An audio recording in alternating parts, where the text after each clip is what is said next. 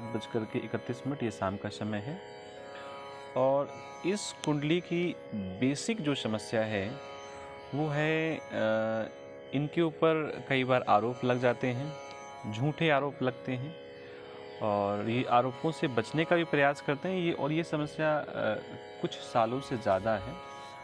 इस विषय पर कुंडली आई है। हम थोड़ी सी कुंडली धन योग से प्रारंभ करके अपनी चर्चा पर आगे बढ़ते हैं और इतना आप लोगों का सपोर्ट मिलता है, प्रेम मिलता है कि मन होता है कि ऐसे ही आप लोगों के साथ बात करते रहें। देखिए, सबसे पहले हम किसी भी कुंडली को जैसे हमने ड्रॉ किया तो हमने देखा कि इसकी लग्न कौन सी है। हमने जब लग्न के बारे में चर्चा तो हमें मालूम पड़ा कि जो जातक की लग्न है वो कुंभ लग्न की कुंडली है और जो कुंभ लग्न का प्रतीक है ये आपकी लग्न है। कुंभ लग्न की कुंडली है, मकर, कुंभ, मीन। कुंभ का मतलब 11 नंबर और कुंभ का जो आकार होता है आप जानते हैं, गले से थोड़ा सा पतला, फिर उधर भारी और मुंह थोड़ा सा सामान्य। अगर इनका हमने फेस देखा है तो उस स्थिति में इनका आकार लगभग कुंभ के आकार का है। थोड़ा सा इनका उधर बड़ा है, उधर का मतलब पेट, और इस प्रकार की तमाम चीज़ें हैं। दूसरी चीज़ सेकेंडरी जो हम बात करेंगे वो बात करेंगे कि इस जातक का जन्म किस नक्षत्र में हुआ है। तो चंद्रमा जिस नक्षत्र में बैठा होता है उसे इस जातक का जन्म मानते हैं। चंद्रमा बैठा है घनिष्ठा नक्षत्र के द्वितीय चरण पे। चंद्रमा है कहाँ पर? यहाँ पर देखें तो चंद्रमा यहाँ पर है। चंद्रमा है कहाँ का? छठे भाव का स्वामी और बैठा कहाँ जाकर के? द्वादश भाव में। ऐसा कहते हैं कि 6, 8 और द्वादश इनके स्वामी आपस में कहीं जाकर के स्वयं बैठ जाएं तो ऐसी स्थिति को बड़ा श्रेष्ठ माना जाता है। अब यहाँ पर आप ऐसा देख ही रहे हैं। यहाँ पर थोड़ा सा और देखने का प्रयास करेंगे तो मालूम पड़ेगा कि अष्टम भाव का जो स्वामी है वो जाकर के कहाँ बैठा है? छठे हाउस में। और अष्टम भाव का स्वामी कौन सा है? बुध। बुध कहाँ बैठा है जाकर के? छठे भाव में। मैंने जो बताया ना कि 6, 8, 12 का संबंध। उसके बाद जो छठे भाव का स्वामी है वो कहाँ बैठा जाकर के? अष्टम हाउस पे। और अष्टम हाउस का स्वामी कहाँ बैठा? अब उस पर चर्चा नहीं करेंगे। यानी कि 6, 8, 12 में 2 ग्रहों का संबंध है। धन की स्थिति की अगर बात करें तो इसको राजयोग कहते हैं और धन की स्थिति ईश्वर कृपा से इनके पास बहुत अच्छी खासी है और कहीं कोई समस्या नहीं, कहीं कोई असुविधा नहीं। हम चर्चा करते हैं चंद्रमा के बारे में। जब चंद्रमा का चर्चा किया तो चंद्रमा हमारा 29 डिग्री का है। ये चंद्रमा आगे बढ़ना चाहता है, बृहस्पति से मिलना चाहता है। बृहस्पति आपके वक्री हैं और ये वक्री बृहस्पति चंद्रमा से मिलना चाहते हैं। कहने का मतलब ये दोनों ग्रह एक दूसरे से मिलना चाहते हैं। अब ये 26 डिग्री के बृहस्पति हैं, वापस अगर इस 12th हाउस में आएंगे तो इनको ज़्यादा समस्या होगी वापस आने में। वहीं पर ये 29 डिग्री के जो चंद्रमा है ये अगर आगे बढ़ना चाहेंगे तो आसानी से बढ़ जाएंगे। यानी कि थोड़ा इसको हम ये कह सकते हैं कि बृहस्पति और चंद्रमा का संयोग है यहाँ पर और वो है कहाँ पर? लग्न में। तो जिस चंद्रमा को भी हम कह रहे थे कि छठा भाव का चंद्रमा कहाँ बैठ गया जाकर के? 12th हाउस में। तो उसको ये भी कह सकते हैं कि छठे भाव का जो चंद्रमा है या छठे भाव का जो स्वामी है वो लग्न की ओर जाना चाहता है, लग्न में बैठे ग्रह से मिलना चाहता है। चंद्रमा एक नाजुक प्लैनेट है, प्रकाश का ग्रह है। उसकी तुलना में अगर बृहस्पति की बात करें तो बृहस्पति एक बहुत भारी ग्रह है। तो चंद्रमा बृहस्पति से मिलना चाहता है, एक बड़े प्लैनेट्स के पास जाना चाहता है। हम यहाँ पर प्रमुख चर्चा का विषय था हमारा चंद्रमा किस नक्षत्र में हुआ है। तो चंद्रमा का जन्म जो हुआ, माफ़ करिए, चंद्रमा घनिष्ठा के द्वितीय नक्षत्र पे है।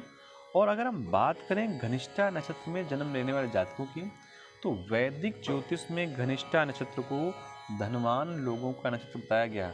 धनम इष्टम यशासा इष्टा, धन की लोलुपता वाला या धन कमाने वाला या धन के ही कार्य में जीवन व्यतीत करने वाला, ऐसा घनिष्ठा नक्षत्र का प्रतीक होता है या उसमें जन्म लेने वाले व्यक्तियों के ऐसे गुण होते हैं। थोड़ी और चर्चा करें तो घनिष्ठा नक्षत्र वाले धनवान, लाभकारी जातक सुख और उत्सव पूर्वक जीवन व्यतीत करना पसंद करते हैं। अब एक कल्पना समझिए, जब भी व्यक्ति सुख और उत्सव पूर्वक जीवन व्यतीत करना चाहेगा तो उसके जीवन में सुख आएगा ही नहीं। भाई वो चाहता वही है जो उसके जीवन पे नहीं है।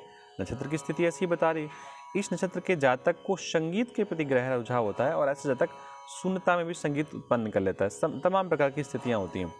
ऐसा जातक आसानी से हार नहीं मानता किसी भी चीज़ों में। ये घनिष्ठ नक्षत्र के लोगों का स्वभाव होता है और इनको दबाव में लाकर अपनी बात मनवाना कठिन रहता है। इसी कारण ये कई बार परेशान भी रहते हैं, ये भी कारण है। इनका एक और स्वभाव होता है कि घनिष्ठ नक्षत्र के जो जातक होते हैं उनका वैवाहिक जीवन कई समस्याओं से घिरा रहता है। उसमें भी हम चर्चा करेंगे धीरे धीरे। और घनिष्ठ नक्षत्र का जो गण होता है वो राक्षस गण होता है। तो अड़ियलपन और ये तमाम प्रकार की चीज़ें इनके जीवन पे आसानी से देखी जा सकती हैं। अगर हम पंचक की बात करें तो घनिष्ठा नक्षत्र से ही पंचक प्रारंभ होता है। यानी कि ऐसे व्यक्तियों को जो अग्नि तत्व की चीज़ें हैं इनको बहुत ज़्यादा इकट्ठा नहीं करना चाहिए। जैसे नए गाड़ी हो गया, नया कनेक्शन हो गया, नए बिल, इस प्रकार के जो कार्य होते हैं अग्नि तत्व से संबंधित कार्यों को बहुत ज़्यादा इन्हें अपने पास इकट्ठा नहीं रखना चाहिए। ये इनकी सामान्य स्थिति नक्षत्र के अनुसार हमने आपको चर्चा कर दिया। हम अब यहाँ पर जो चर्चा करने वाले हैं वो धन के विषय की चर्चा करने वाले हैं। ऐसा कहा जाता है कि जब भी किसी भी कुंडली में 2nd, 11th लग्न और इनका संबंध आपस में होता है तो जातक धनवान होता है। ये संबंध जब होता है जातक धनवान होता है। थोड़ा अगर चर्चा करें तो यहाँ पर आप देखेंगे कि धन भाव का स्वामी कहाँ बैठा है? लग्न में। आय भाव का स्वामी कहाँ बैठा है? लग्न में। तो ये धन कहने का मतलब है जो इकट्ठा धन है, जो 2nd हाउस का की बात करें, 11वें भाव की बात करें, इस जातक का मन केवल और केवल धन पे ही लगा है, इसके अलावा और कहीं नहीं लगा है। ठीक है। लग्नेश की बात करें तो लग्नेश महाराज शनि हैं जो जाकर के अपने से 10वें भाव में बैठ गए हैं। एक चर्चा यहाँ पर छोटी सी और आप देख सकते हैं, बड़ी आसानी से, बड़ा अच्छा लगेगा आपको, कि 2 बड़े प्लैनेट लग्न में बैठे हैं। कौन कौन से? जिसमें से एक का नाम है शनि और दूसरे का नाम है बृहस्पति। 2 बड़े प्लैनेट लग्न में बैठे हैं और इन 2 बड़े प्लैनेट्स के साथ एक और प्लैनेट बैठा है, प्रकाश का ग्रह सूर्य। देखिए किस भाव में बैठा है, किस भाव को डिस्टर्ब करेगा, इस पर कोई चर्चा नहीं करनी है, बात करेंगे, अलग बात है। लेकिन 2 बड़े प्लैनेट शनि और बृहस्पति एक साथ बैठे हैं। शनि और बृहस्पति जब एक साथ मिल जाते हैं तो अच्छे खासे धन का कारक होता है, अच्छी खासी प्रॉपर्टी का कारक होता है, अच्छे खासे व्यापार का कारक होता है। कारक क्यों होता है? क्योंकि ये सबसे बड़े प्लैनेट हैं, सबसे भारी ग्रह हैं। और जब 2 बड़े लोग आपस में मिलने का प्रयास करते हैं तो इसको बहुत अच्छा मानते हैं। अब आप कहेंगे कैसे मिल रहे हैं, क्या मिल रहे हैं, आप क्या बताना चाहते हैं? तो देखिए, धन भाव का समय लग्न में बैठा है और लग्न से बैठ करके सारी स्थितियों को ये देख रहा है। कौन? गुरु महाराज। शनि महाराज भी लग्न में बैठे हैं, माफ करिए 10वें हाउस में बैठे हैं और 10वें हाउस में बैठे हैं और दोनों एक दूसरे से संपर्क करना चाहते हैं। कहने का मतलब एक कमरे में अगर 2 लोग एकांत में बैठे हों तो कुछ देर बाद उनका आपस में बात करने का मन होगा। इसमें प्रकाश कौन दे रहा है? सूर्य महाराज। यानी ऐसे व्यक्ति का बड़े लोगों के साथ उठना बैठना है, सरकार के लोगों के साथ उठना बैठना है और ये तमाम प्रकार की स्थितियाँ। अब देखिए सूर्य यहाँ बैठे हैं तो इस भाव को डिस्टर्ब भी करेंगे, उस पर हम चर्चा नहीं करेंगे। 7वें हाउस को वैवाहिक जिनको डिस्टर्ब कर रहे होंगे थोड़ा बहुत वो चलेगा, उसमें हम बात नहीं करेंगे। लेकिन हमारा अभी मेन उद्देश्य था ये। चलिए, इनको जीवन में बार बार कलंक लगते हैं, बार बार समस्याओं का सामना करना पड़ता है और स्थितियाँ बड़ी नाजुक रहती हैं। रात में नींद नहीं आती, सुकून नहीं मिलता, चैन नहीं मिलता। अब ये सोने का भाव कौन सा है? सोने का मतलब गोल्ड की बात नहीं कर रहे, सोने का मतलब जो रात में व्यक्ति सैया पे जाता है, नींद ग्रहण करता है, हम केवल उस भाव की चर्चा कर रहे हैं। अगर हम द्वादश भाव की चर्चा करें, अगर हम बात करें कि 12th हाउस की स्थिति क्या है, 12वें भाव की स्थिति क्या है, तो 12वें भाव की स्थिति में चंद्रमा बैठा है। चंद्रमा बैठा कैसे? अकेले बैठा है। देखिए डिग्री में अंतर बृहस्पति और इसमें है, लेकिन चंद्रमा बैठा कैसा है? अकेले बैठा है। अभी अभी मिल के किससे आ रहा है? मंगल से मिल कर के आ रहा है। उसके पहले किससे मिल कर के आ रहा है? शनि से मिल कर के आ रहा है। तो चंद्रमा जिन लोगों से मिल कर के आ रहा है वो बहुत ही चंद्रमा को सपोर्ट करने वाले प्लैनेट नहीं हैं। अभी कुछ देर पहले चंद्रमा शनि महाराज से मिलकर के आया है, उसके पहले मंगल से मिलकर के आया है, उसके पहले केतु शुक्र से मिलकर के आया है। तो अब आप कल्पना करिए कि मिलकर के किन लोगों से आया है। यानी चंद्रमा की स्थिति क्या है? चंद्रमा की स्थिति बड़ी नाजुक है। चंद्रमा यहाँ जब से कई घरों से मिल चला है तो ये स्थिति इसकी बड़ी डैमेज रही है। चलो शनि महाराज से इसने मिला, बात की, सब कुछ बढ़िया किया, निकल कर के आगे चला गया। लेकिन शनि महाराज ने यहीं पर क्या किया, इनका पीछा किया और अपनी तीसरी दृष्टि यानी कि अपने कंट्रोल से शनि महाराज इस चंद्रमा को आगे नहीं बढ़ना चाहते। शनि महाराज की तीसरी दृष्टि पूरी की पूरी कहाँ पड़ गई? जाकर के चंद्रमा पे। और जब शनि महाराज की दृष्टि चंद्रमा पे पड़ गई तो फिर भैया सारा प्रभाव आएगा कहाँ पे? 12th हाउस पे। चंद्रमा की थोड़ी और चर्चा करें तो इधर मंगल बैठे हैं प्रभु, और सूर्य महाराज जी ने यहाँ पे दृष्टि डाल दी, अपनी 7वीं दृष्टि, बिल्कुल बढ़िया तेज दृष्टि। अब तेज दृष्टि मैंने क्यों कहा? वो इसलिए कहा क्योंकि सूर्य बैठे कहाँ पर हैं? पंचम राशि पर बैठे हैं और स्वयं की राशि पर 2 डिग्री के होकर के अब यहाँ पर इन्होंने सूर्य महाराज ने खेल खेला, इस चंद्रमा के ऊपर पापकर्त्री बना दी। चंद्रमा के ऊपर पापकर्त्री बना दी। एक तरफ तो मंगल बैठा है, दूसरी तरफ सूर्य की दृष्टि है, और पापकर्त्री में कौन फंसा? 12th house. अब आप सीधा कह सकते हैं, और केवल इतना ही नहीं, केवल इतना ही नहीं, देखिए यहाँ पर चर्चा करें तो अष्टम भाव का जो स्वामी है वो यहाँ पर गया है। देखिए बुध यहाँ पर गया है, बुध अच्छा प्लेनेट है, लेकिन बुध है किस भाव का स्वामी? अष्टम भाव का स्वामी है। बुध के घर में बैठे कौन है? केतु और शुक्र बैठे हैं। बुध कैसा ग्रह है? सात्विक ग्रह है, देवताओं के साथ मिलना चाहता है। उसके घर में कब्जा किसने किया है? शुक्र ग्रह ने। और ऐसा दूषित बुध देख किसको रहा है? 12th हाउस को। यानी कि ये बुध भी, पंचम हाउस का स्वामी भी इस भाव को देख रहा है, 12th भाव को। स्थितियाँ बहुत नाजुक नहीं है। एक और थोड़ी चर्चा करते हैं। नैसर्गिक जो कुंडली होती है, उस कुंडली में जो ये वाला भाव होता है, इस पे राशि होती है 12, इस पे राशि होती है 12 नंबर की राशि पड़ी होती है यहाँ पर। अब हम ये चेक कर लेते हैं 12वीं राशि कहाँ पड़ी है। तो जब 12वीं राशि के बारे में चेक करेंगे तो मालूम पड़े 12वीं राशि पड़ी धन के भाव में, और धन के भाव में कौन बैठा है? अरे फिर तो भैया क्या कहना, राहु महाराज बैठे हैं कुंडली मार करके। अब राक्षसों के पास धन अच्छा खासा है, तो राहु महाराज यहाँ धन तो अच्छा खासा देंगे ही देंगे, लेकिन भैया जहाँ पर राहु बैठे हैं उस घर की स्थिति क्या करेंगे? अब यहाँ राहु बैठे तो राहु यहाँ 2nd हाउस पे हैं, लेकिन ये 12वीं जो राशि है ये कहाँ पड़ती है? ये पड़ती है इस भाव में, सोने के भाव में, सैया के भाव में, नींद के भाव में। तो भैया कुल मिला के इनकी नींद पूरी जा चुकी है। कितना मान करके चलिए, ऐसी स्थिति इनके जीवन में है। और उसके बाद केवल इतना ही नहीं, मंगल भी अपनी चौथी दृष्टि से 12वीं राशि को देख रहे हैं, 12वीं राशि को दूषित करने का प्रयास कर रहे हैं, सब प्रकार से प्रयास कर रहे हैं 12वीं राशि को दूषित करने का। तो ये स्थितियां हैं। तो इनका चैन, नींद, ये तो सब भी चला गया है, कुछ बचा नहीं है। चलो थोड़ा सा और चर्चा अगर हम करना चाहें, आप लोग बड़े अच्छे लोग हैं, बड़ा मन से देखते हैं। तो ये हमने इन जातक की D9 कुंडली खोली। जब जातक की हमने D9 कुंडली खोली तो यहाँ पर हम इस 12th हाउस को देखने का प्रयास करते हैं। यहाँ का जो स्वामी शुक्र है वो कहाँ बैठा है? जाकर के लग्न। अब देखिए बड़ी अच्छी बात है, पिछले जब हम कुंडली की चर्चा कर रहे थे तो यहाँ का स्वामी था, यहाँ जो बैठा ग्रह था चंद्रमा, वो जाना कहाँ चाह रहा था? लग्न की ओर। यहाँ का बैठा ग्रह शुक्र कहाँ जाना चाहता है? लग्न की ओर। वहाँ भी बैठा था बृहस्पति लग्न में, यहाँ भी बैठा है बृहस्पति लग्न में। यानी बृहस्पति सब कुछ ठीक करने के लिए पूर्णतया बाध्य है, तैयार है, और वो सब कुछ ठीक करके ही मानेगा, ऐसी बात मान करके चलिए। लेकिन फिर थोड़ी चर्चा करते हैं हम कि 12th भाव की यहाँ पर स्थिति क्या है। यहाँ पर बैठे हैं सूर्य महाराज, बहुत अच्छा है, और सूर्य महाराज बैठे हैं, और यहाँ पर बैठे हैं चंद्रमा, जल बैठा है, जल पड़ा है यहाँ पर, साफ सुथरा जल है। उस साफ सुथरे जल को दूषित किसने किया? केतु महाराज ने।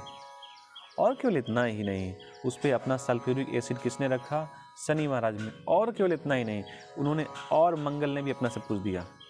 और इन सब ने देखा कहाँ, अपनी दृष्टि डाली जाकर के लग्न में।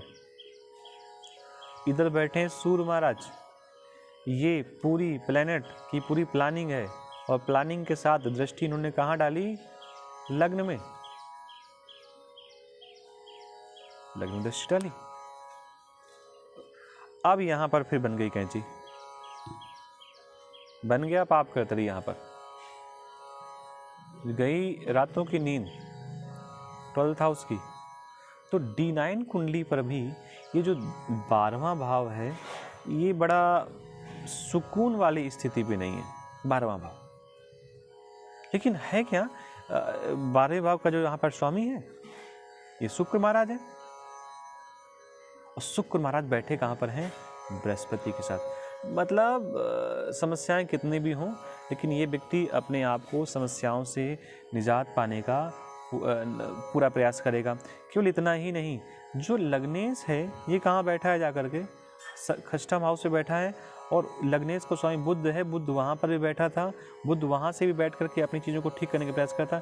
यहाँ से बुध इस 12th भाव को अपनी पूर्ण सप्तम दृष्टि से देख रहा है। वो एक अलग बात है कि बुध का जो यहाँ पर 6वां भाव है, जो यहाँ पर पिछले उसमें कुंडली पर राशि पड़ी थी, वो दूषित है, लेकिन फिर भी प्रयास कर रहा है। कहने का मतलब जीवन में कितनी भी समस्याएं, जातक सब समस्याओं से निकल करके आगे बढ़ जाएगा।